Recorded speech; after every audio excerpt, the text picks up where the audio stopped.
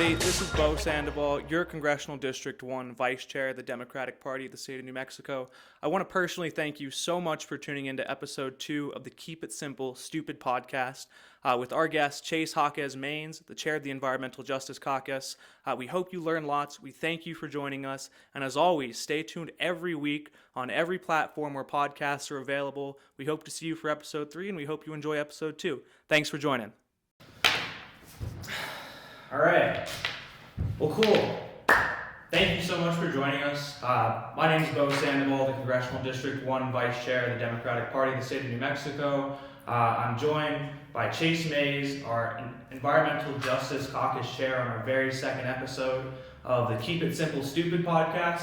And I'm so happy to have him on, and I want to welcome him, and hope you all have some exciting insight that you can learn from Chase. And Chase, thanks so much for joining us. I appreciate you for being here. Yeah, Bo, I'm excited. I'm a little nervous. My name is actually Jacques-Maynes, so little hyphenated name there. So I'm really excited for today, and super excited to share some thoughts and talk about the direction of the Democratic Party and see what you got as far as plans for today. Yeah, Jacques-Maynes, that's important. I think, names are super important to me, so I'm glad you corrected me, and we'll make sure that that's accurate also in the title.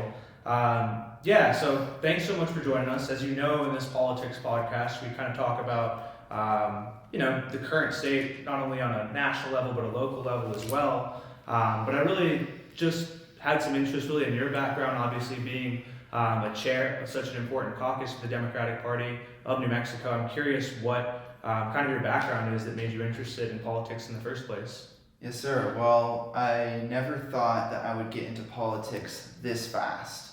It was in high school. I grew up in Watsonville, California, and it's a majority Hispanic, sort of migrant farm worker community, and I did environmental justice work there, actually. We had a cigarette waste project that we worked on as I was a sophomore, junior in high school. And I always, I sort of grew this fascination with the world is this big and we have such a big impact on it. The environmental movement really hit me, and how I think about it is this is going to be getting progressively more important as the crisis deepens and as our planet starts to scream more and more. Yeah, certainly. So you said you're from California originally. When did you end up moving to New Mexico? Yeah, so I have been in New Mexico all of my adult life. I moved here directly after high school to start at college at UNM, and so I actually just graduated from UNM, and I love New Mexico. It's an absolutely incredible space and state, and I as soon as I moved, I was actually going to my grandma's house in the North Valley and dredging acequias and corralling the llamas. So definitely got the New Mexico vibe pretty quick, and overall was super drawn to New Mexico for a multitude of reasons. Yeah, UNM's a good school for sure. So happy to have you, even though it's a transplant, but happy to turn you into hopefully a lifelong native New Mexican. It's certainly called the land of enchantment for a reason. I think it ties into a lot of your interests, obviously, as EJC chair, and I think my interest, what I've talked about, because I ran for county commission once in Sandoval County, and really when I talk to folks about my main interests in politics and policy, the main policy area that got me involved from a young age was really the interest in the environment. To me, it seemed like such a nonpartisan issue. To me, you can't debate tax policy, you can't debate abortion policy, gun policy, tariff policy without a habitable planet to live on. So I really appreciate your reverence for environmental justice, and I'm just curious. So you got involved in politics, and obviously within the dynamic of the United States, there's really only two major options to choose from, unless you want to, indulge yourself as an independent or a third party who, we all know the electoral outcomes and likelihoods of our third party brothers and sisters. But I'm curious, what made you pick the Democratic Party for a place of involvement over the Republican Party, for example? Yeah, I mean, as the only example. Look, the two-party system sucks. No way around it. But that's the system we have, though. And there is no real party there is no party like the Republican Party clearly is the worst option as far as environment, health, public safety, all these factors to me really align with my values. And though I have problems with the Democratic Party, I believe Democrats can do a lot better and really take a stand more, be more fighters in this struggle at the moment, in this critical moment in our history.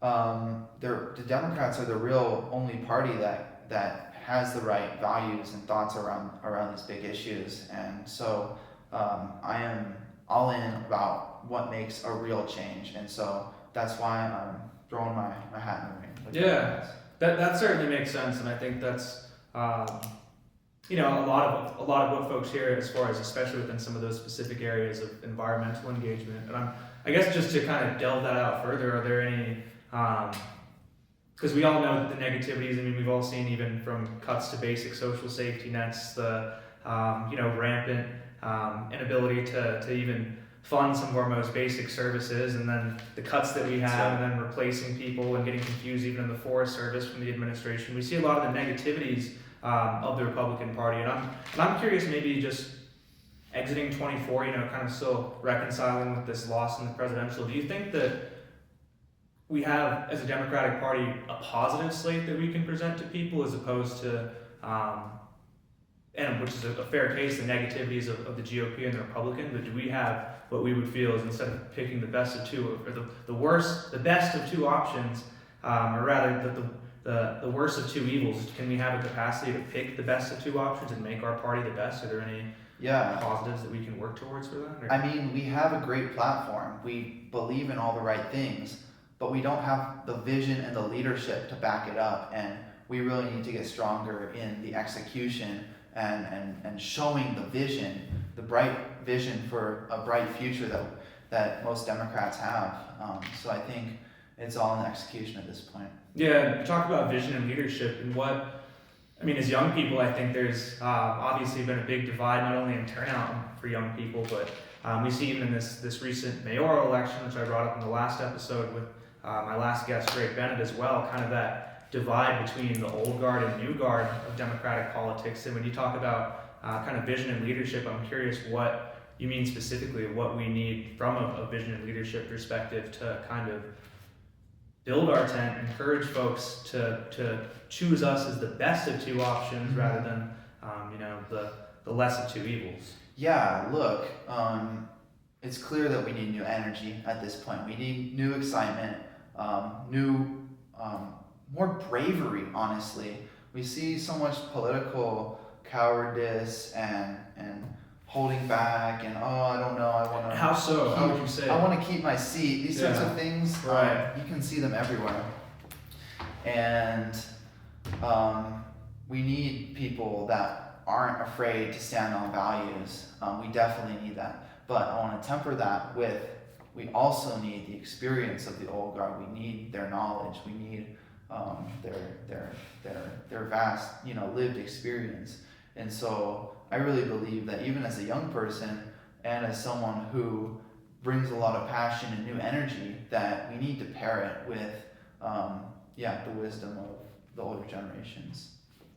And when you talk about, I think, kind of that, of course, necessity to rely on experience, but also the necessity for new energy and new leadership, is it just kind of that branding that we're missing out on, of having that, shiny new face and a new package, or is it kind of the messaging and substance behind some of the support as well? I mean, Bernie Sanders has some of the highest support amongst young people, and he's 109 years old at this point. So I'm just curious, is it the perception of the packaging of having someone new and fresh, or is it the ideas, or somewhere kind of a combination of the both, or how do you see it? I'm not sure. I think right now in New Mexico, there is a lot of new people rising up in the political space who are building their experience right now. like you with running for a county commission. I think of different young people I know who are actively taking the lead in their communities, thinking about running for office and starting to advocate in their state legislature, the city council, these sorts of things. And I really don't know if it's a messaging thing or if it's a take action, let's work together sort of thing. I think action is the top thing we need. And there's just been a bit of sort of wait and see around new leadership, and now is the time to embrace what is new while still holding the value of what is old. Yeah, I agree, and I think having kind of that bold capacity to really engage people is important. You talk about graciously, and I appreciate you in my run for office. It was actually one of the first things I did coming out of college. I had just finished up that semester before, and I remember when I was 18 and had so many of my first few ballots on off cycle, non-presidential terms, seeing so many of the candidates that, and even on presidential cycles, and particularly even in 2020, seeing folks who were running in races uncontested really disappointed me and inspired me to at least let folks have a choice. And we talked about, and I agree, and I think a lot of young folks and folks for that matter agree, the disappointment of a two-party system. But I'm curious, when we talk about young people getting involved, what can we do, not only in the state of New Mexico, but maybe more generally on a national level? Because you and I really aren't a normalcy for young folks our age, especially young males getting involved. So what can we do to make our exception to the rule more kind of a rule to the exception? I mean, what is there to build, and how do we attract some of those young people and encourage them to come into our party? Yeah, I mean, we need to build real value, and then we need to ask them to come and join and show this is critical right now, right here. This is the critical time to get involved. If not, Trumpism and the fascism that a lot of people are noticing surrounding it is going to take over our country. And that gets a lot of people's attention. I think it's scary. It's really scary, but we need to hit home that there is no, I'm sorry you want to sit out. Like, we need everyone to stand up, and we need to be motivators as well. We need to ask people, will you get involved? Will you join? So those are some of my thoughts. You talk about kind of starting with the position of real value. What does that look like? And I don't mean to keep pushing back, but I guess in kind of some of my media spaces and some of the conversations I hear from people is, yes, fascism is entirely bad. We can agree that fascism is nowhere near the intent of what our country, or the promise of our country can be. And to me, that paints kind of some of that negative vision of course we shouldn't support, or the implication that we shouldn't support the opposing party. But you talk about real value. What specifically or tangibly does that real value look like in a way that is attractive to young people who don't turn out to vote or get engaged at all? How do we? Yeah, it's community. That? It's community events. It's knocking on doors. It's putting in the work. And really building community. I think community is a central component of demonstrating real value. And if the Democrats aren't able to go into some of the communities that they have historically not been involved in and really show up and represent and show that we're listening, then we're not going to be able to connect as much with young people. And it helps to have young people like us that really care and are able to champion the message and speak the language, as it were. But at the end of the day, like, it's all hands on deck. We need everyone's effort in community events, volunteering, and also an interesting thing. In a Democratic primary campaign, I'm gonna highlight this because I have some campaign experience. When you cut the list, right? When they cut the list, you pick the people who are most likely to vote, and those are the doors that the candidate knocks on. But so you wonder, so young people wonder, why am I never getting contacted? It's because your data has been stripped from the search. Why? And these are the people. So it's no wonder that they're not really in the conversation. It's because our methods are not built towards driving the engine as well and securing the future.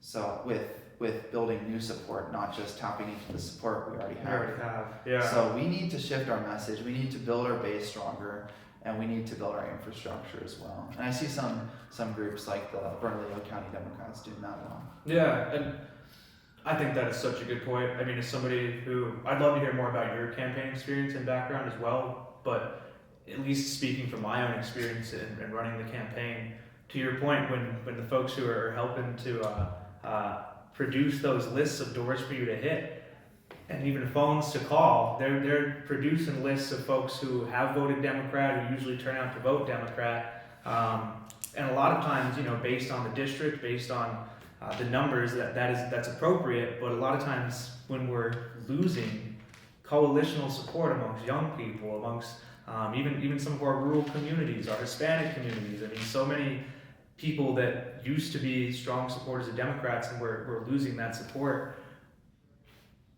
It's a wonder that this strategy, we still continue to rely on it, if only speaking to people who will turn out to support us. So I couldn't agree with you more. So what campaign experience were you most predominantly involved with? Yeah, I worked with Senator O'Neill before he passed during his primary campaign in the North Valley. I have some experience knocking doors in the Northeast Heights and the west side of Albuquerque, and that's mainly during the 2024 cycle. And then I was helping from a virtual capacity for the general election in 2024 when I was studying abroad in Mexico. Oh, nice. Yeah. That's awesome. One of the things I really wish I would have made happen in my undergraduate experience was traveling abroad. But yeah, especially, so you really know, especially working in some of those local, for one of the state senators, that's really where you get, in the trenches and do the blocking, you do the tackling. That's where the grassroots work starts. And I don't want to push back, but I'm just curious, at least in my first few experiences, getting out to volunteer, use your own time, as young people, and we're trying to figure out, getting out of college, trying to figure out what we're going to do for housing, for a job, what our lives are going to look like. I think one of the biggest downfalls really in our capacity to organize is our limited amount of time that we have. Everybody uses their time in different ways, but I'm curious for the person whose passion maybe isn't politics, or maybe isn't environmental justice, it might be cars, it might be this, that, or the other thing. What do we do to help inspire them to turn out without inspire them to show up to volunteer without just a negative message? Because I think so much of what I hear, at least from my folks, or from folks who are my age, who are not as politically involved, is they don't want to get engaged because of all the drama, all the chaos, all the mudslinging. It's just, you turn on, you pull out your phone, pull up whatever feed you want, and it's negativity from this side and that side and this side and that side. So I'm curious, and I don't mean because I've kind of come at this beyond just kind of developing our real values. There's something else that we can do. You talked about building a community, and I totally agree, but what can we do to build that community? What can we do to inspire young people, again, whose passion isn't politics, to show up, even if it's not volunteering, even if it's showing up to vote? Because I think our voter turnout for folks under 35, if I'm not mistaken, was under 40% here in the state of New Mexico. So it's, what do we do at least for that, single action? Do you have, and I know that's $1 million question. If we had it, maybe we wouldn't even be in this situation right now. But what ideas do you have to contribute, I guess, for really that positive support? Yeah, so what I'm hearing you asking is, how do we build voter turnout and the volunteer crew that we need from young people? Yeah. Is that right? Yeah. Yeah. So it goes back to that message that we need to develop a message that resonates, and we need to highlight the urgency. I know you mentioned that not everyone has all the time in the world, but people have some time, and if you demonstrate to them that it's important, that this matters at this moment, then they will, they're down to, most people are down to fight for a better state and a better country and better social services and all these things. It's not just, young people, we don't have the money to pay them, but we can actually get volunteers from young people.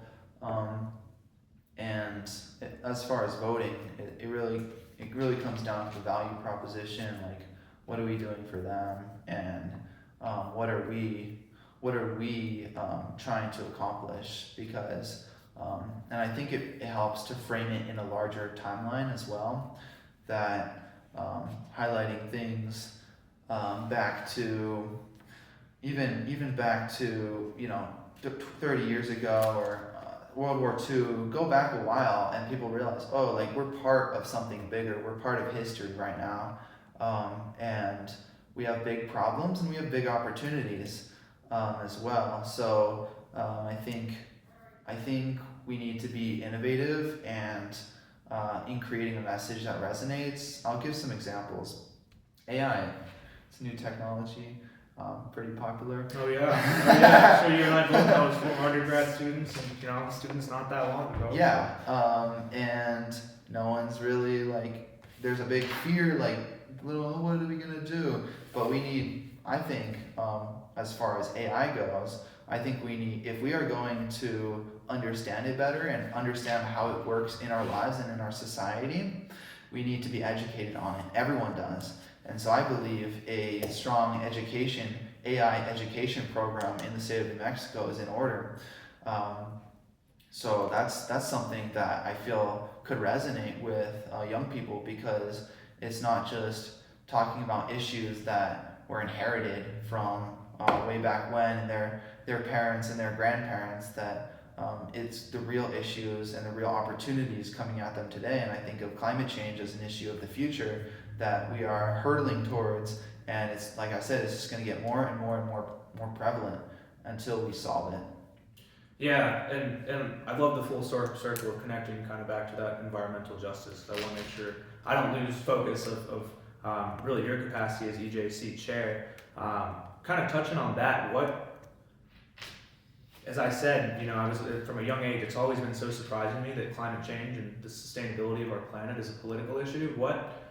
And I understand it's a hard thing to address, but what can we do maybe to convince folks who might be on the fence, who might be unsure, who might still think, as the president loves to say, that it's a hoax created by China and the Chinese government. What can we do to help some folks see the overwhelming scientific consensus that exists? What is there that can be done as far as communicating or expressing the reality of our changing climate? Yeah, I don't have the answers, but I do know that we have something special in America.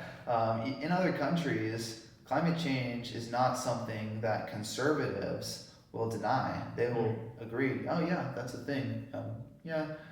Maybe we should. They will even push for rolling back towards renewable energy, but maybe not the justice elements, for example. So that's where a lot of other countries, conservative parties, stand on climate change, interestingly enough. The interesting thing in America here is that we have a massive media propaganda machine, I want to call it, on the right, that's just really just grabs people, and it's hard to see any different once you see a perspective, and unfortunately it can create it can lead to untrue versions of the world if they're pushing it. And so what was the question again? It's always so disheartening to me when I speak to folks who still have hesitancy or skepticism about climate change, and Something that I think about a lot is just because I genuinely think the long-term sustainability of our planet, ensuring that our kids, grandchildren have a habitable planet to live on, is not a political issue. So I'm just curious what can be said, and at least in my conversations, what I try and approach is kind of the follow the money approach. I mean, these are multi-billion-dollar oil companies and organizations that receive billions of dollars in tax subsidies, and I mean, don't you think there's a direct financial incentive for these folks who are making billions and billions of dollars to not acknowledge the reality of the detriment they're causing to the environment? And I kind of trying to pose it that way, but I'm curious if you have any not talking points, but strategies or ways to help folks understand that, yeah, you know what, there's a good chance that 9 billion people living on a planet might have some sort of environmental impact that might not be as beneficial as we all hope to think. So I don't know how to maybe help people see the light, or if you have any thoughts about it as EJC chair, just because that is an issue that should not be political to me, the way I see it. Yeah, I mean, all we can do is champion it and work on our media infrastructure with the hope of showing the sense we see, our perspective. I don't think it's. I agree with you that it's not a political issue from my perspective. Well, shit, it is. It sure as hell is right now. It is. It is. It shouldn't be. I agree on that. But at the end of the day, we as young environmentalists, we need to build the future that we want to see, and one way or the other, it has to happen. So just keep the faith. Otherwise, we're screwed, and start taking action. If we aren't able to start building towards it now, my vision is that we can stow this away in 10 or 20 years and really, or at least get a solid handle on it, that we can hold big oil accountable, and if they need to hit their profits, be like, hey, you got all this money, why not invest in renewables here in the state of New Mexico? We can build wind turbines, we can build solar panels, we have 300 days of sunshine a year. They got all the money, we got the solution, we just need to work to find the I hate to say it because they are, destroying the planet, but as a sort of political person, the way I see it is, if we can make everyone happy and find a solution, then let's be solutions oriented and orient towards that. Yeah, I think that's important. I think overcoming the greed of the fossil fuel industry is so challenging, and I to your point, it's so disheartening to me that there are capacities for other energy sources, that these folks could still reap millions and billions of dollars in profit providing us energy that doesn't destroy the earth, but it's not as affordable, it's not as developed. Why would you take the risk to invest in that when you have something like oil that you can use forever, the way these billionaires who are so out of touch often think and often function. They know that it's running out. But, they say it's not going to run out. I'm sure they have a transition strategy, but they know they can run it for another, 5 or 10 years or 15 years, or they probably have all their graphs and stuff. They'll burn the fuse right as close to the end of the wick as they can. Yeah, so that's the disappointing part, because who suffers? People on the planet. Yeah. No, exactly right. These are the folks who have the privilege, have the resources to be able to not be in these places like Texas that are seeing unprecedented flooding, 140 some people missing right now. Just over here in Ruidoso, yesterday, last night, 3 folks missing over there. We don't know how many folks are confirmed passed away, and that, to me, when we're seeing these extreme, irregular environmental occurrences that are taking lives, that are costing billions of dollars, millions of dollars on the back end for the infrastructure recovery, for the entire rescue effort, the medical care that gets put in.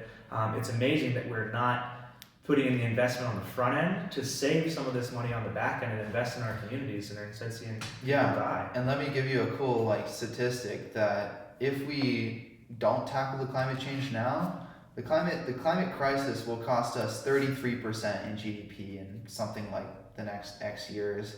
I want to say 10 to 20 or 30 or something like that. Mm. And that's just, I mean, that can be a message that resonates. Like, this will have real impacts on our productivity and our health and our ability to function well as a society. Yeah, our way of life. Right? Yeah. So it'll be less expensive to tackle it now than it would be to tackle it later when it's the climate disasters are more extreme, and you see a more extreme climate events happening. I think it's something that I think I forget who brought up the first point about this, but I think it's profound if you connect it and understand climate change in a long-term sense is not only an environmental issue that threatens our way of life and our very how we orient with our environment, but it's also a national security crisis. I mean, as countries around the world who are already underdeveloped and don't experience some of the privileges we do here to be able to combat some of the climate occurrences with ubiquitous access to AC, ubiquitous access to heating, other such means of climate control.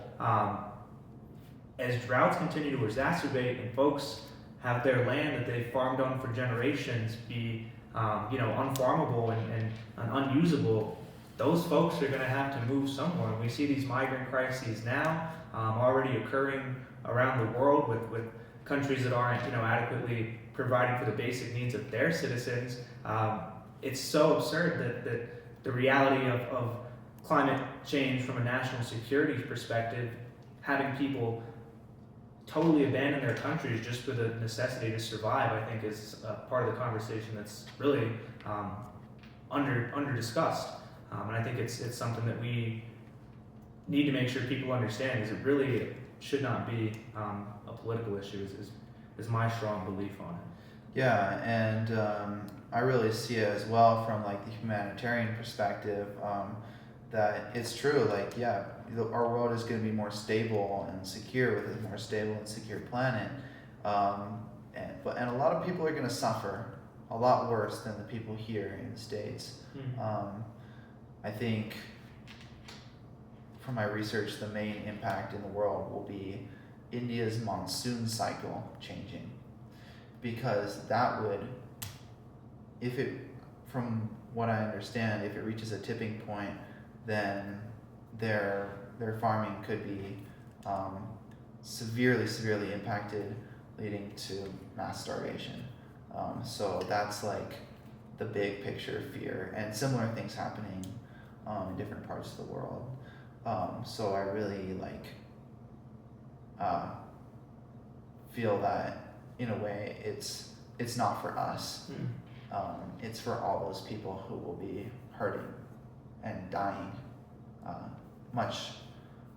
at a much larger scale. Yeah, and I think India, please don't quote me on this, but I believe their population sits right around 1 billion. We got 1.4, yeah, 1.5. Right. So 1.45 billion. Yeah. That's a lot of folks. I mean, we have the privilege of within our country, our large country, only having 330 million people. Their country has 1.4 billion, and with the threats to their monsoon and how that could affect agriculture down the line, it would be you'd be remiss not to consider or think about the downstream consequences of not having the water to grow the crops to feed billion and a half people basically in India, and how that could lead to a national security crisis, not only from people fighting literally over water and literally over natural resources, but also from an evacuee standpoint of people being forced out of their countries and being forced out of their lands to find places that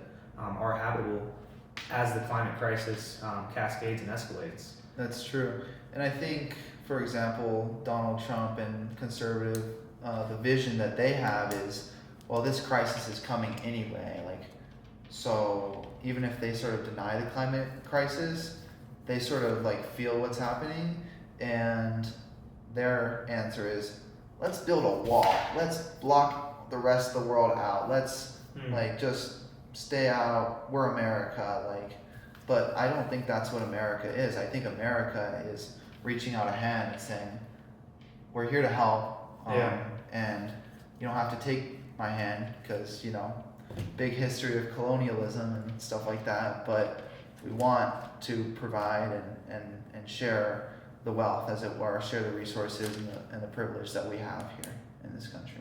Yeah. And I think as a global leader, it is our responsibility to take the lead on a global crisis like climate change. Yeah. And so it's just absolutely devastating to me to see how we are not rising to the occasion in this moment. Yeah, that's one of the most frustrating counter arguments I hear from conservatives is it's like they almost acknowledge that climate change is real, but they go, well, you know, if we do something about climate change, what about China? What about India? What about all the other, you know, countries that are carbon emitters? So it's almost this facade to acknowledge that it's an issue, but if we were to do something about it, that it doesn't, you know, would be an overall net, wouldn't create a net difference because of how much carbon is released by other developed countries. But yeah, if you have something to say about it, I mean, go ahead. I have so much thought about it, and love to hear what you have to say about it. Yeah, I mean, that's really ties back to like the energy dominance sort of theory that Trump has going on, and I don't really, I'm not really situationally aware yet of our scope in that, our role in that as much as I'd like to be. So I'd like to do some more research before I really put out some thoughts. Yeah, no, certainly, and that's fair enough. I mean, we don't want, you know, putting out any type of BS that's made up or, you know, out there for folks, but For sure. yeah, but what drives me nuts, because if I were to just add on about kind of the conservative approach to climate change, not only would they kind of acknowledge that if, you know, we were to do something about it, other countries wouldn't, is this idea that they bring up of the Earth being in a global cooling cycle, and we're always in cycles. The Earth is always going through, you know, a different period of change. The climate is always changing. That's what they say. Is the climate is always changing. And is there? I mean, from an outsider's perspective, is there any truth to that? Is there any truth that we can see that while the Earth does go through changes, not in such an escalatory way in such a short period of time that we're going through now, or is there? What type of pushback do you kind of try and channel when you hear that the climate's always changing type of argument?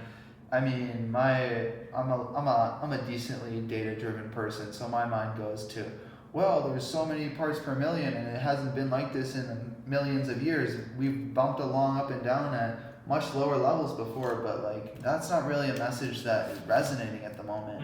I'm not sure at this point. You got any thoughts? I think we're really in a time that we have to rely heavily on data that's been collected over decades and decades and decades that shows, to your points, the parts per million of carbon that exists in the atmosphere. That it's not just carbon. We have greenhouse gases. We have 9 planetary limits, 11, something like 13 planetary boundaries that we are rapidly approaching, exceeding in almost all. I believe it's 9 or 11. God, whatever.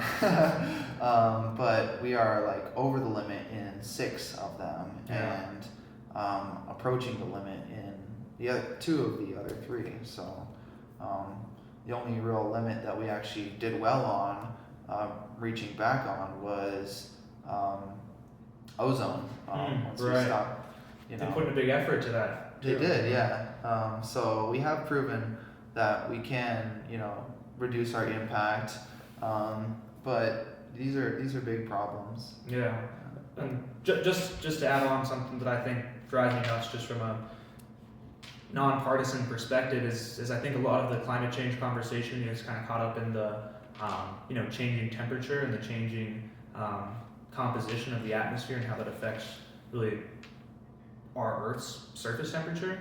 But I think more so, which I think just from a pure nonpartisan perspective drives me nuts, when you talk about kind of those elements or those you know, levels of sustainability that we're not meeting and we're threatening our own really habitability and survival with, is the amount of trash and pollution that continues to exist. I mean, we see these trash islands out in the ocean. We see, I mean, I'm sure if we were to walk down the street right now, wherever folks might be listening from, it's not hard to find copious amounts of litter, copious amounts of environmental contaminants that I think we should all be unified in, that affecting our environment in such a negative, artificial way is bad. And I don't understand how kind of that inability to see our negative effect is resonating within people. And I'm curious maybe if, in your experience or in your conversations, if that's maybe a stronger way to maybe break through to somebody to start about climate change is, hey, we don't want trash in our oceans. Hey, we don't want litter in our streets. If that's from a sustainability perspective, maybe a rudimentary kind of novice way to approach people who might be skeptical about what these gases do that come out of their car, or other sorts of emissions. Is that maybe something that you would find? Yeah, I like that. That's helpful. I'm gonna write that down. Well, I mean, just bring it back to the basics, in a way that people understand. That's a mess. That's I think simple. Keep it simple. yeah, in the spirit of the podcast, right? Let's make a message that people understand. So we don't fucking want trash in our ocean, in our desert, Like who the hell does? Who would get behind it on Yeah. the other side? You're like, you know what? We need more trash in the ocean. There's not enough trash out in my desert. When I walk down the street, I don't see enough litter. I think you got your hook. No, well, let's hope so. Let's hope Yeah. so. I mean, this is really not to drive the point home any harder, but there's no reason that having a habitable planet for our future generations and having the most biodiverse, most diverse ecosystems possible that help us support our own life in a symbiotic way shouldn't be supported. That should be a very nonpartisan stance to support our Earth and support the long-term sustainability of the planet. So Yeah. well, anyway, I'm curious, really, then, through your work as environmental justice caucus chair, what are you all doing here in New Mexico to help advance some of the good work, some of the good trouble that we need to have the land of enchantment stay, enchanting? Yeah. So actually, right after this podcast, I'm meeting up with we're having our monthly general membership meeting, and we are going to be having State Representative Matthew McQueen, who's running for land commissioner. He's going to be our main guest speaker. So we are doing an education component, as well as Colin Cox from the Center for Biological Diversity here in New Mexico. So we are an interface with these legislators and these community groups, so that we can provide more solid education to our members and the public. So that is definitely an element of the work we do. We are ramping up our ability to advocate at the state legislature. So in the last bill cycle, we pushed for it was a bike bill. It was the Idaho Stops bike bill, which now went into effect on July 1st, 7 days ago, which creates more sustainable and efficient cycling, as well as safe cycling, by allowing a stop sign to be treated as a yield sign and a stoplight to be treated as a stop sign for cyclists. So it just makes smoother commutes and less dangerous cycling activity. And is that for the entire state that they passed it? Entire state. So very nice. it's a cool bill. It's an interesting bill, but we want to do bigger projects, stuff that is going to have a bigger impact on in New Mexico, and we are working on redeveloping our thesis as a caucus around this idea of that.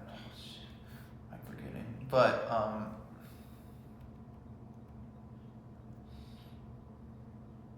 yeah. So we are looking at public power as sort of a new thesis for our caucus.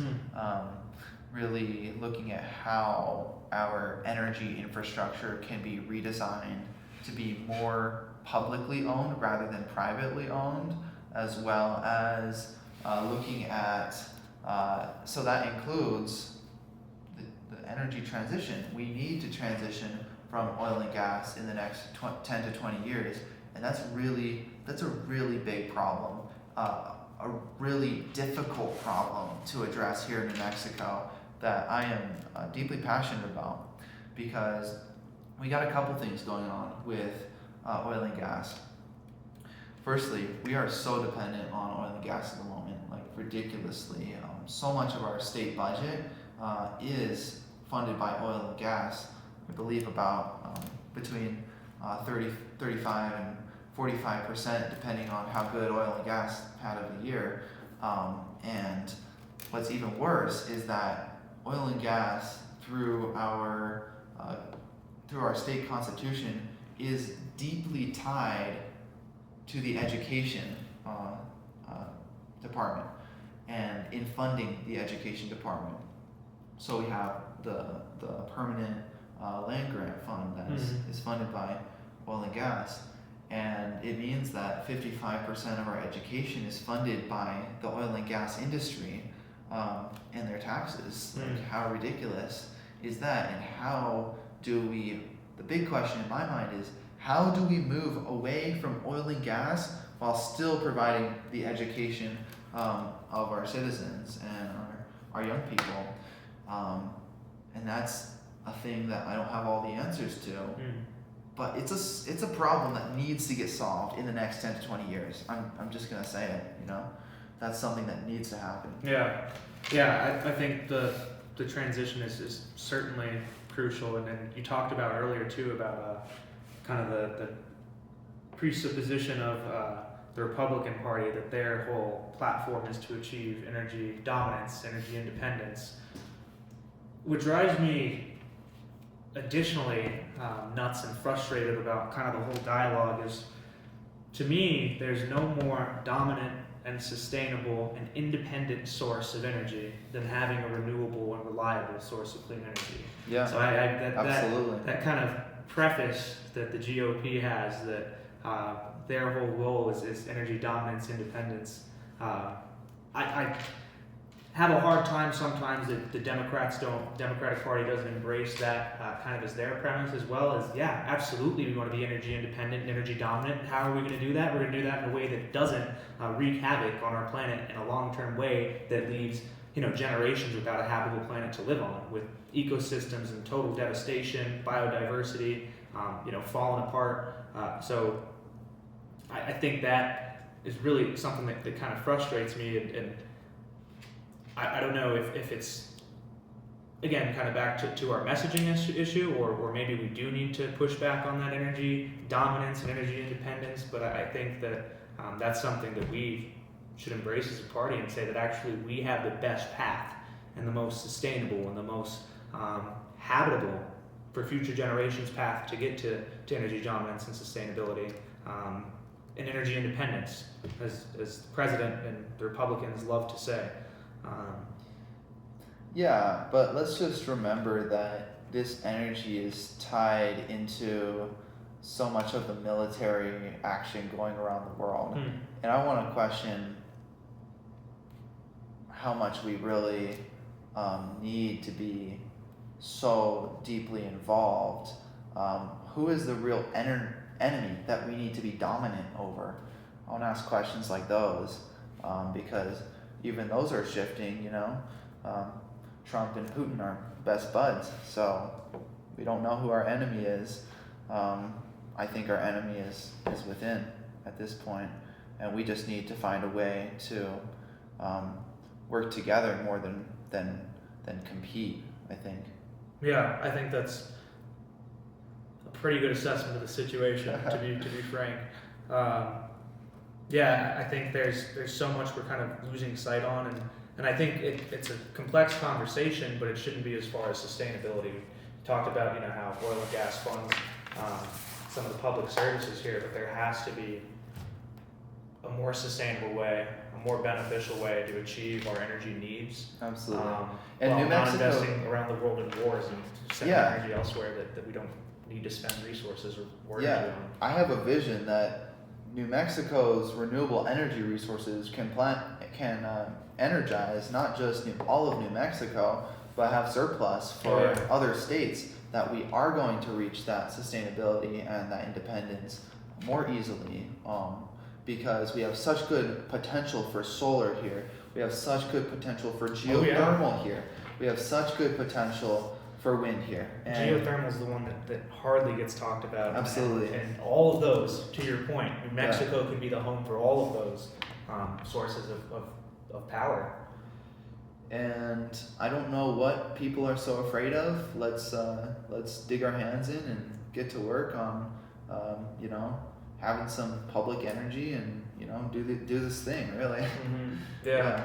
No, I couldn't agree more. I think it's something that we need to make sure that we're talking about in a way that is digestible, is simple for folks to understand, so that they can understand the stakes and really the interest they should have in their own environment and their own planet, and making sure that not to nail this point home any harder, but I think it's at least, whether you want to have kids or not, it's the human interest, at least I would hope it is, that we want to leave the planet as habitable, if not more habitable, for future generations. And we're on a track to and we are really every year leaving the planet less and less habitable. So there's a way that we need to figure out how to keep things simple and make sure that people are engaged, are interested, are activated to support what should be such a nonpartisan issue as maintaining the well-being of God's green earth, as I like to say it to so many folks, to our brothers and sisters on the right. So yeah, Chase, I appreciate you very much for sitting down with us to do this second episode of the Keep It Simple Stupid podcast. And I just wanted to see and make sure gave the opportunity to you. Are there any other points you wanted to talk about that you didn't get a chance to speak to, or is there any questions maybe you had for me, or anything that you wanted to add to the conversation? Yeah, I wanted to touch on another thing that I'm doing, if I could share. I'm also starting my own company. I'm looking to, it's called Visionary Co-Living New Mexico. And this is an affordable housing company. So the goal is to acquire single-family homes and convert them into 5, 6, 7 bedroom homes where the common spaces are shared and the rooms are rented out. And so this is my way, because housing is truly another of the crises happening in our country at the moment. And so I really believe that we need solutions to the housing crisis, and I'm willing to get in at the ground level as well, investing my own money in these projects to provide more affordable and sustainable housing. So I think all these big topics that we are working on, that our state legislators are working on, that our Albuquerque city councilors are working on, all the public servants and staff in these organizations and government are really passionate about. I think Dems are working to find solutions to those, and I'm certainly right there along with it if I can. Yeah, how do people find out more if they want to get involved with Visionary Co-Living? Is that what you? Visionary Co-Living New Mexico. New Mexico, nothing yet, but just a little a project that I'm passionate to get started as well, because one thing we had talked about young people getting involved in politics. Really, to truly get involved, we need an independent source of income. You need to be. You need. I had someone awesome said this to me. You either need to be rich, retired, or scrappy. And so I'm ready to be scrappy and work to improve, the situation on the ground, as well as prepare myself financially to be able to take on the burdens of a political career. And so I think young people should be thinking about how they will start either a sort of dual career and find success in that, or start their own business. I think those are some of the options for people that are serious about getting involved in politics. Yeah, no, certainly, and I think I like that. Rich, retired, or scrappy. I think that's a good way to look at it, and is also a very realistic way to look at the folks who often get so involved. I think right now as young people is a critical time for us to kind of develop our professional skills and capacity, whether it lead to engagement in the political field or public office down the road, or to your point of developing something that we as young people can be proud of, we as young people can call our own, and hopefully through that be able to afford the ever-increasing cost of living. And to your point, when you talk about visionary co-living New Mexico, is being able to afford a housing situation, being able to afford rent, being able to just the very basic needs of put a roof over your head, I think is so critical, and something that I think young people are fearful of and struggling, and especially in this current environment. Something that I talk about that we don't have to get into is you and I are the first generation of Americans who will experience a declining life expectancy. Every other generation before this in American history, the preceding or rather the following generation always was expected or slated to have a higher life expectancy than that before them. We are the first generation that is expected and slated to have a decline in the average life expectancy of folks. So it just speaks to, I think, many of the issues in health and that challenge young folks to want to get involved in as they're so busy kind of trying to navigate the rest of their world. So Chase, thanks so much for joining us again. My pleasure. Where can folks find out more about you if they want to get in touch with the Environmental Justice Caucus or want to get more involved with you directly? How can they get in touch with you, find out more? Is there a website, social media, or something they can? Absolutely. So if you want to get involved, you can go to ejcaucus.dpnm. .com or something like that. It's the Environmental Justice Caucus webpage, and there you can sign up for our newsletter and become a member. And this is a great way to get involved and be educated about things going on here in New Mexico, environmentally justice related. If you'd like to follow me personally, my Instagram is my name, Jacques-Maynes. So look me up and shoot me a follow. I appreciate it. Yeah, great. Want to make sure that I have plugs, and I'm sure hopefully there's at least one person out there who might be interested and want to get involved, or might have a friend or a family member who is in the New Mexico area and wants to express their passion for environmental justice. So thanks for making that plug. And yeah, Chase, thanks so much for joining us on the second episode of the Keep It Simple Stupid podcast. Again, I'm Bo Sandoval, CD1 Vice Chair of the Democratic Party of the state of New Mexico, and thanks again to our guests, Jacques-Maynes, the Environmental Justice Caucus Chair of the Democratic Party of the state of New Mexico. Thanks for joining us. Sweet. Thanks, Bo. Yeah, absolutely. Good stuff. Everybody, this is Bo Sandoval again. Thank you so much for watching this whole episode, episode 2 of the Keep It Simple Stupid podcast, where our whole goal is to make sure we're talking about politics and policy in a simple, digestible, and entertaining way. We hope you enjoyed this episode. Please consider leaving us a like, a comment, share this video with your friends and family. Please tune in to next week for episode 3. Thanks for joining. Hey, before you leave, just wanted to personally invite you on to the Share Our Story series of the podcast. Every other week, we're going to be hosting someone from our community to hear a bit more about their personal story. You can see some of the details on your screen right now. If you're interested in joining, we would love to have you on the podcast. Sign up at that QR code there or right down below at the link. I'd be thrilled to have you and hope to see you soon. Thanks for listening.